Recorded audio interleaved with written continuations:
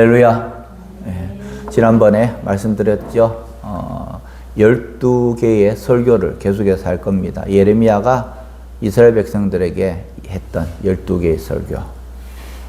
이사야 선지자 이후에 이제 예레미야 선지자가 나오고, 이 예레미야 선지자가 남유다가 멸망하는 586년까지 말씀을 선포합니다. 그러면서 계속해서 이 이스라엘의 죄악에 대해서 이야기를 합니다. 2장부터 해서 25장까지는 계속해서 그 내용을 설교를 하고 있습니다. 그러다 보니까 어떻게 보면 반복되는 내용들이 있다라는 것입니다. 죄에 빠진 이 유다 백성들에게 하나님께서 심판을 내릴 것이다. 예레미야는 계속해서 경고를 하고 있습니다. 우리에게도 지금 계속해서 경고를 하고 있어요. 하나님께서 똑같은 말로 경고를 하고 있습니다. 오늘 이 말씀이 그저 남유다 백성들에게 하는 경고가 아니라 저와 여러분들에게 하는 경고라고 생각하시고 함께 은혜를 받기를 원합니다. 오늘은 첫 번째 설교로서 이스라엘 백성들, 너희들은 배신했다. 나를 배신했다. 그렇기 때문에 나는 너를 심판하겠다. 그 말씀을 오늘 하고 있습니다. 절대로 헤어져서는 되지 않는 이런 관계들이 있습니다. 세상의 사람들, 수많은 사람들을 만나고요. 이 부부지간이 만나고, 자녀들 만나고, 또 직장에서, 학교에서, 또 여러 가지 동호회에서, 개모임에서 만나는 이 만남들. 근데 이 만남들이 끝까지 가면 좋은데 또 끝까지 가지 못하는 경우들도 있습니다. 서로 사랑해서 만나고, 또 상대방이 나에게 이익을 주고 유익을 주기 위해서 만납니다. 그런데 이 만남이 계속해서 지속되는 것이 아니라 이합 집산에 의해서 떨어졌다 붙었다 떨어졌다 붙었다 한다는 것입니다. 처음 젊은 우리 청춘들은 사랑해서 만나지만은, 그러나 시간이 지나면서 사랑이 식어지고, 그리고는 때로는 부정한 짓을 하고, 때로는 나쁜 짓을 해서 또 헤어지는 그런 경우들도 있다는 것입니다. 또 학교나 교회나 직장이나 동호회 등의 모임을 가지면서 나에게 유익이 되지 않기 때문에 헤어지는 그런 경우들도 있다는 것입니다. 어떤 관계는 굉장히 아픈 헤어짐이 있고요. 또 어떤 때는 그 헤어짐이 더 좋은 헤어짐일 수도 있다는 것이죠. 어제 수요일날 양육반 하면서 이야기했죠. 분가를 해야 된다. 이 분가는 어떻습니까? 목장이 여기서 이렇게 나눠져서 나쁘게 나눠지는 것이 아니라 6명 혹은 7명이 한 목장이 되어야 되는데 많기 때문에 나눠지는 것. 이것은 행복한 분가입니다. 이런 분가들도 있지만은 때로는 아픔, 상처로 통해서 나눠질 수 있다라는 것입니다. 그런데 오늘 이스라엘 백성들, 하나님께서 이스라엘 백성들에게 어떤 이야기를 하시느냐? 예레미야 2장 2절 말씀에 보면은 함께 읽어보겠습니다. 시작. 가서 예루살렘의 귀에 외칠지어다. 여호와께서 이와 같이 말씀하시기를, 내가 너를 위하여 내 청년 때의 인애와 내 신혼 때의 사랑을 기억하노니 곧 씨 뿌리지 못하는 땅 그 광야에서 나를 따랐음이니라. 아멘. 하나님과의 관계가 어떤 관계였냐? 오늘 이야기하는데 결혼한 관계였다고 이야기를 합니다. 결혼하는 관계.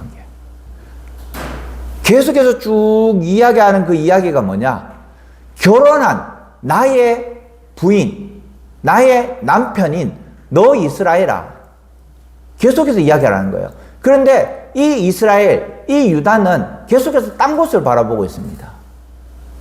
그렇기 때문에 결국에는 이혼하였다 말을 하고 있는 것입니다. 그 구체적인 것이 뭐냐? 너희들은 우상 숭배했다. 에스겔서에도 보면요, 계속해서 에스겔이 남유다에게 이야기합니다. 너희들 왜 멸망했느냐? 멸망한 이유가 너희들이 우상 숭배했기 때문이다. 제사장들이 성전에 가서 동쪽을 향해서 절을 했다. 우상을 숭배하는 겁니다. 지도자들도 우상을 숭배하고 산당을 세우고, 하나님 이외에 다른 것들에 대해서 마음을 주었다라는 것입니다. 그러면서 오늘 첫 번째로 13장 3반절에 보면요, 이렇게 말씀합니다. 내 백성이 2가지 악을 행하였는데 그 2가지 악에 대해서 이야기를 합니다. 첫 번째는 생수의 근원되는 나를 버린 것과, 물이 얼마나 귀합니까? 이스라엘에서 이 광야에서는 물 없으면 죽음입니다. 물이 없으면 굉장히 어려움을 당하는데 이 생수의 근원인 나를 버렸다라는 것입니다.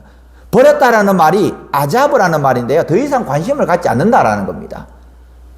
무가치하게 여긴다는 것입니다. 광야에서 이스라엘 백성들이 물을 무가치하게 생각했다는 겁니다. 목말라서 헐떡헐떡 하는데 이 물을 가치 없이 관심을 가지지 않았다라는 것입니다. 이스라엘 백성들이. 두 번째로 어떤 이야기를 합니까? 예레미야 2장 13절 하반절에 보면은 스스로 웅덩이를 판 것인데 이것은 그 물을 가두지 못할 터진 웅덩이니라. 터진 웅덩이를 팠다라는 거예요. 생수의 근원을 배신하고 또 구덩이를 팠는데 터진 웅덩이를 팠다라는 겁니다. 물을 가두려고 했는데 어땠습니까? 물이 계속해서 빠져요. 제천에 가면 의림지가 있습니다. 의림지. 사만시대에 만들어진 의림지예요. 굉장히 오래된 것입니다. 그 의림지를 만들 때에 전 세계에서 최초로 만든 겁니다. 사만시대부터 시작해가지고 지금까지도 농업용수로 거기서 사용을 하고 있다는 거예요. 제방을 쌓으면서 거기에 나무를 집어넣고 또 낙엽을 집어넣고 또 진흙을 바르고 또 낙엽을 집어넣고 진흙을 바르고 해서 무너지지 않도록 만들었다라는 겁니다. 그런데 이스라엘 백성들은 웅덩이를 만들었는데 저수지를 만들었는데 터진 저수지였다는 겁니다. 어디에다가 했겠습니까? 쉽게 무너지도록 정성껏 만들었는 것이 아니라 쉽게 무너지도록 만들었던지 혹은 모래 위에 웅덩이를 만들었어요. 그러다 보니까 거기에 물이 스며들지 않는다라는 겁니다. 결국에는 다 물이 저장되지 않고 흘러버렸다는 것입니다. 이스라엘 백성들은 쓸모없는 무덤이나 우물을 팠다라는 것입니다.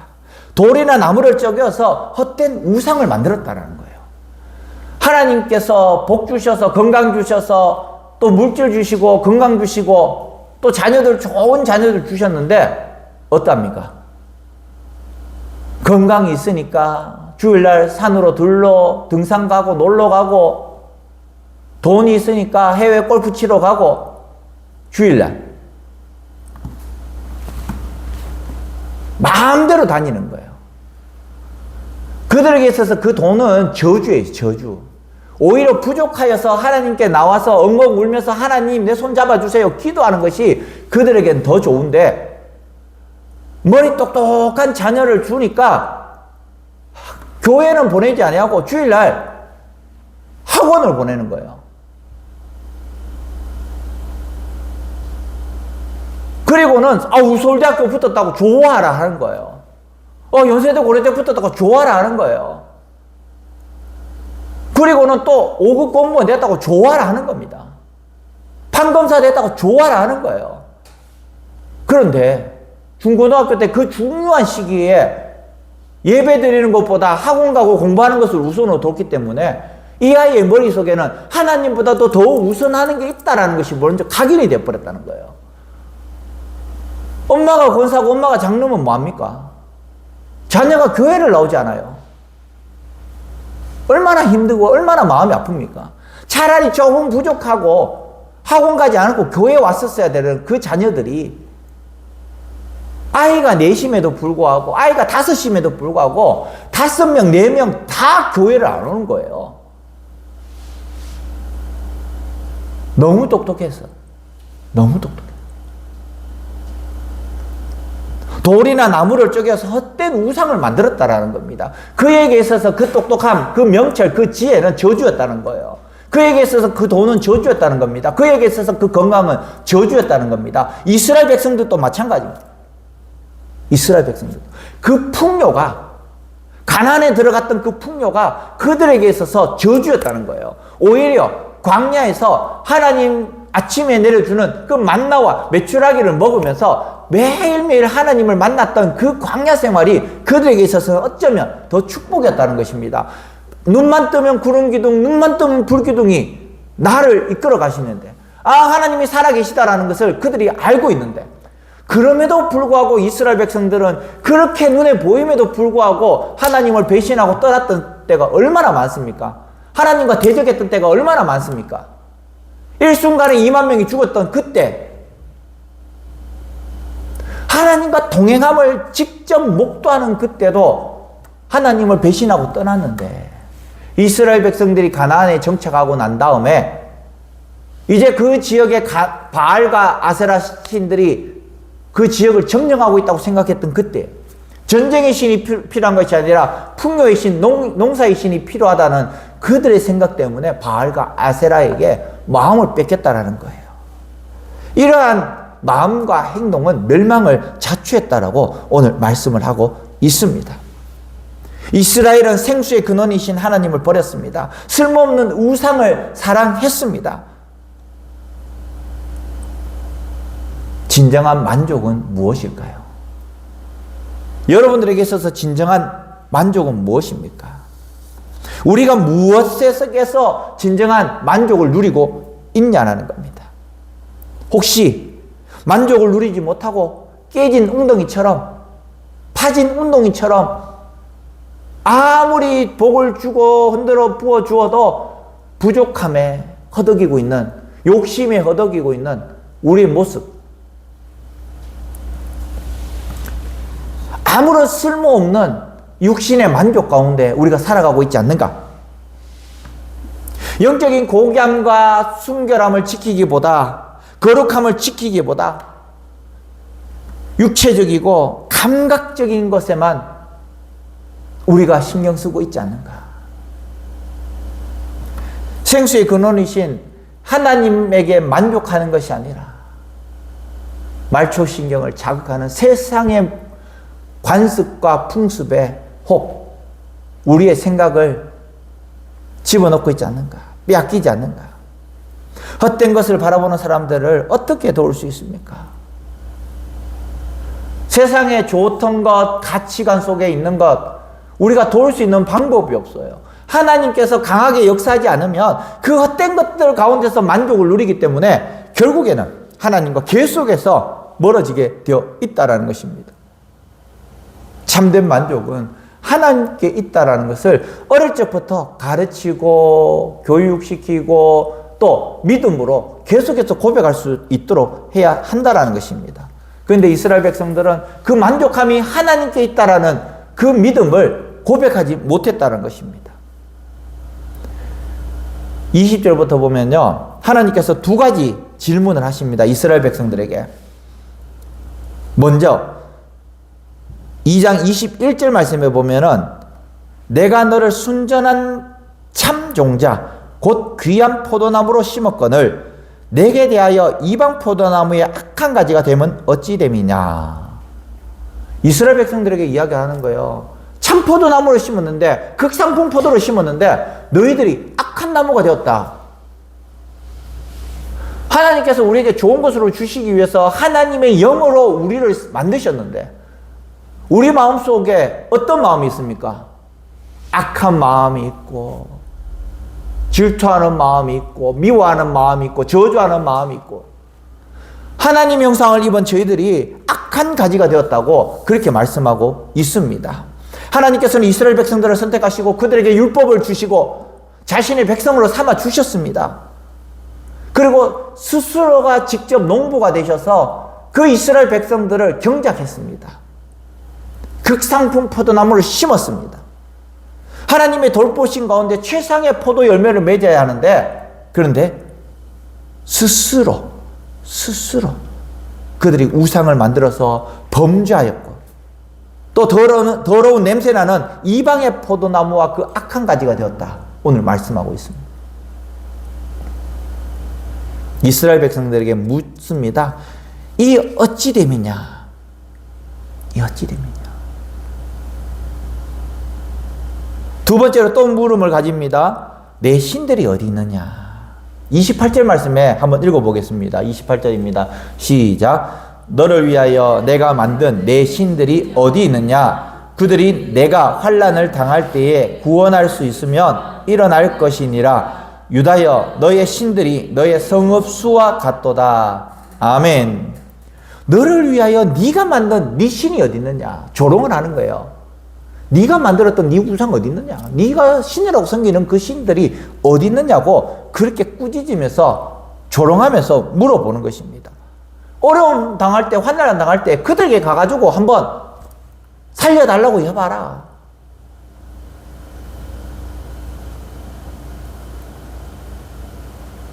엘리야가 850대 1이라는 엄청난 그 전쟁 가운데서도 승리하였습니다.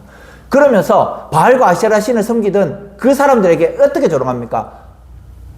야, 너가 신들 혹시 자러 갔는지, 혹은 외출했는지, 혹은 잠시 딴 생각하는지 더 크게 불러봐라.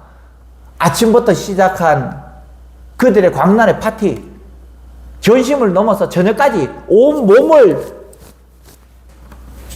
흠집내고 피를 내어도 그 우상이 대답하지 않아요. 근데 엘리야는 어땠습니까? 송아지를 번제단 위에 올려놓고 그리고 물을 3번이나 4개의 통에 3번이나 부었습니다. 물이 도랑에 흘렀다고 했습니다. 그런데 다른 이야기 안 해요. 하나님 불을 내려주십시오. 하나님이 참 하나님임을 저들이 알게 해주십시오.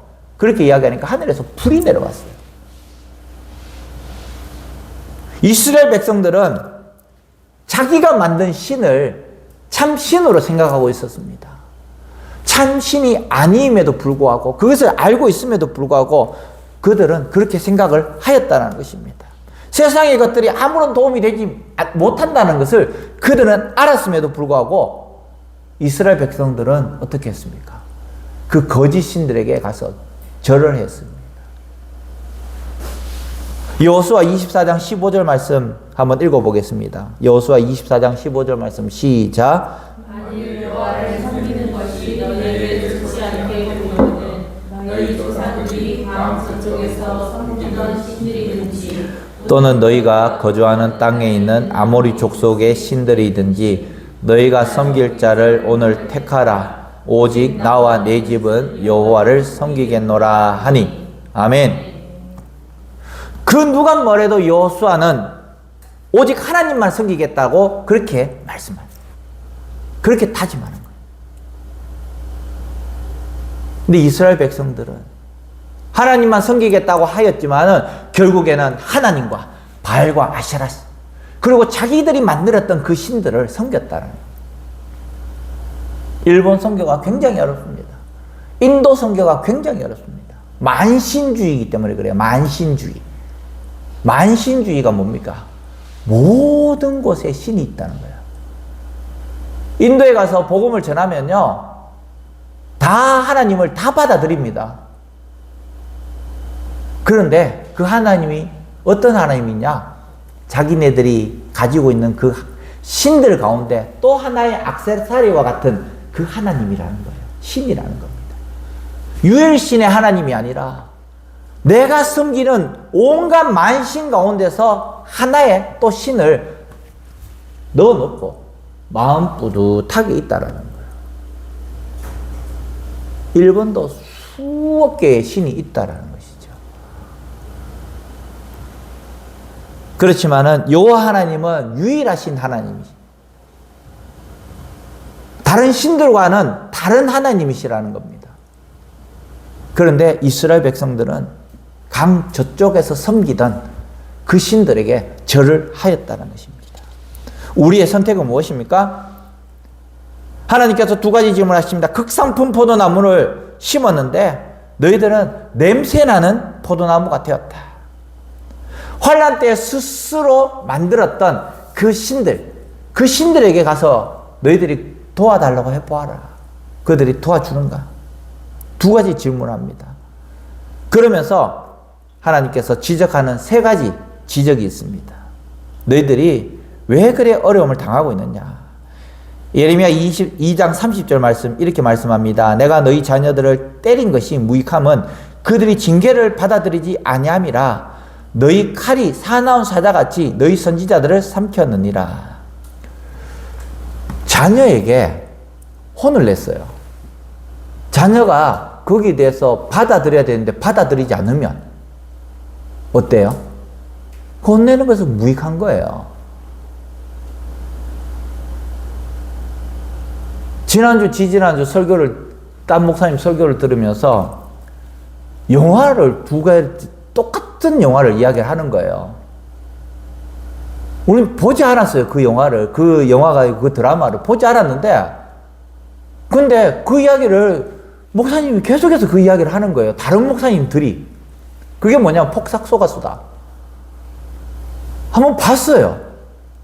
근데 중간에 보면 A라는 사람의 딸이 있어요. 부시죠, 부시.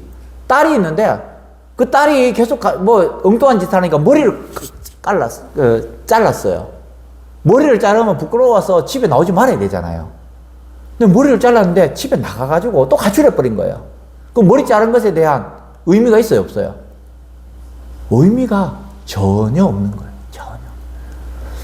하나님께서도 이스라엘 백성들에게 징계를 내렸는데 징계를 받아들이지 않았다는 것입니다. 내가 너희를 때린 것이 무익하다. 그렇게 이야기를 하고 있습니다. 반성하지 않는다라는 것입니다.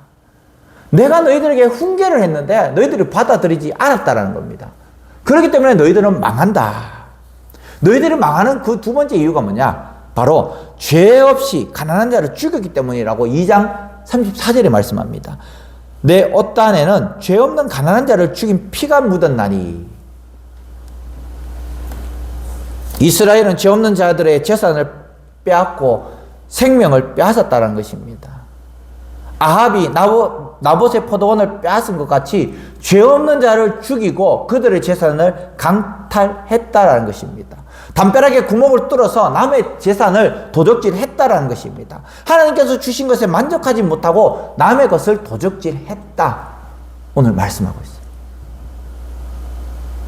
우리도 우리에게 주신 그 은사, 그 감사, 그 재능, 여기에 감사하고 최선을 다해서 이것을 개발하도록 해야 되는데, 그런데 계속해서 옆에 것을 탐하고 있고 부러워하고 있고 나에게 없는 것에 대해서 계속해서 내 자아가 무너지고 남이 있는 것에 대해서 계속해서 부러워하고 있는 우리의 모습.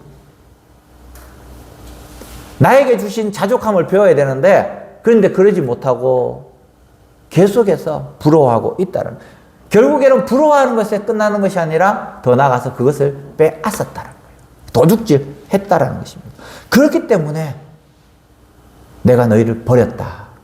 세 번째로 가장 중요한 겁니다. 2장 36절 말씀에 보면은 이렇게 말씀합니다. 한번 읽어보겠습니다. 시작. 내가 어찌하여 내 길을 부지런히 돌아다니느냐? 내가 아수르로 말미암아 수치를 당함같이 또한 애굽으로 말미암아 수치를 당할 것이라. 아멘. 북이스라엘이 아수르에게 망했습니다. 그런데 아수르가 612년경에, BC 612년경에 바벨론하고 전쟁하는 가운데서 졌습니다. 이제 아수르는 없습니다. 이제 바벨론이 있습니다.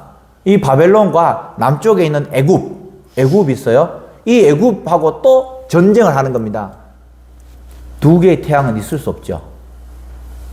전쟁을 했는데 605년에, BC 605년경에 갈그미스 전투를 통해서 이제 바벨론이 이깁니다. 이제 애굽은 지는 태양이 되었습니다. 이제 신흥 바벨론이 이제 그 지역, 고대 근동의 지역을 다 점령을 했습니다. 자, 그러면서 오늘 이 말씀, 내가 아수르로 말미암아 수치를 당한 같이 애굽으로 말미암아 수치를 당할 것인데 그 이유가 뭐냐? 그 이유는 하나님이 아니라 애굽을 섬겼다라는 것입니다. 진정한 이스라엘의 왕 하나님을 섬겨야 되는데, 그런데 이스라엘의 구원자가 애굽으로 착각을 했다는 겁니다. 이 예레미야 선지자는 이스라엘 왕에게 가서 어떤 이야기를 합니까? 애굽에게 항복하지 말고 바벨론에게 항복하라고 했습니다. 항복하면 너희들이 살 것이다라고 했는데 이 남유다의 왕이 애굽에 가서 붙는 거예요. 그러니까 바벨론이 쳐들어와서 이스라엘을 멸망시켜 버린다는 것입니다. 하나님께서 마지막으로 기회를 줬는 그 기회조차도 남유다 왕은 걷어차 버렸다는 것입니다. 왜냐하면 애굽이 가까이 있고 애굽이 우리를 살릴 수 있을 것 같아서. 바벨론 1600km나 떨어져 있기 때문에 그들이 오다가 힘이 다 빠졌기 때문에 절대로 우리를 구원할 수 없다. 이길 수 없다. 그래서 애굽에게 붙었는 것입니다. 하나님은 바벨론에게 항복하라고 했는데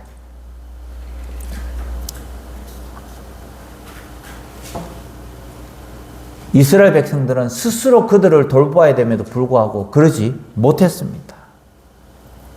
자, 여기서 마무리하면서 질문을 드리겠습니다. 나는 누구를 의지하고 있습니까? 오늘 본문을 통해서 우리에게 말씀하시는 것이 나는 누구를 의지하고 있느냐? 여러분들은 누구를 의지하고 있습니까? 세상을 의지할 마음이 더 큽니다. 이런 이야기가 있죠. 법보다 주먹이 가깝다고. 법보다 주먹이 가깝다고 생각하면서 보이지 않는 하나님보다 보이는 세상이 더 나를 유익하게 하고 부자 만들어 줄 것이라고 생각을 하고 있습니다. 그런데 나는 누구를 의지하고 있습니까? 금방 사라질 것 같은 세상의 것. 여기 젊은 친구들도 있지만요. 아직까지도 젊어서 모릅니다. 그런데 시간이 지나면 지날수록 나이가 들면 들수록 그 시간의 빠르기가 얼마나 빠른지. 벌써 목회를 시작할 때 40년 남았다고 이야기했는데 이제는 절반밖에 남지 않았어요. 이 절반도 얼마나 빨리 지나갈지 모릅니다. 원래 벌써 1월 1일날 됐는데 지금 4월 둘째 주예요. 내일 모레 되면 이제 벚꽃이 다 떨어지고 벚꽃에 이제 벚꽃 잎이 나올 거예요. 그러면 이제 여름이에요. 개나리가 다 지고 개나리 잎이 나오고 진달래가 이제 폈다가 이제 지고 여름이에요. 여름 되면 곧 가을이에요. 가을 왔다 싶은데 이제 겨울이에요. 송구영신예배 준비를 해야 돼요. 그것이 순식간에 지나간다는 거예요. 모든 문제를 해결하신 하나님의 은혜 가운데 있어야 되는데 우리는 하나님보다는 세상의 것들을 먼저 의지하고 있다. 두 번째 우리에게 질문하는 것이 뭡니까? 우리가 하나님의 말씀을 따라 살아가고 있는가? 여러분들은 하나님의 말씀을 따라서 살아가고 있는가를 우리에게 말씀하고 있습니다. 하나님께서 우리에게 말씀 주시고 십계명 주시고 율법 주시고 그리고 그 이후에 그 모든 것을 폐하시고 하나님 예수 그리스도께서 직접 오셔서 우리에게 말씀하십니다. 그 말씀, 우리 그 말씀대로 살아가고 있는가? 말씀을 따라 살아가고 있는가? 살려고 몸부림치고 있는가? 우리는 한번 생각해 보아야 한다라는 것입니다. 세상에 그 무엇보다 하나님을 더 사랑하고 하나님의 말씀대로 살기로 몸부림치고 있는가? 이스라엘 백성들은 그러지 못했습니다. 예레미야 선지자가 이스라엘 백성들에게 계속해서 말씀합니다. 너희들은 누구를 의지하느냐? 너희들 하나님의 말씀을 의지하며 살고 있느냐? 그러나 그들은 귀를 닫고 눈을 감고 동쪽을 향해서 먼 산을 바라보고 있었다는 거예요. 우리에게도 다시 한 번 더 말씀합니다. 너희들은 누구를 의지하고 있느냐? 너희들은 말씀을 따라 살아가고 있느냐? 말씀대로 몸부림치고 있느냐? 그때에 우리가 아멘, 하나님 내가 잘하지는 못하지만 그럼에도 불구하고 정말 하나님을 의지하려고 노력하고 있고 하나님의 말씀대로 살려고 노력하고 있습니다.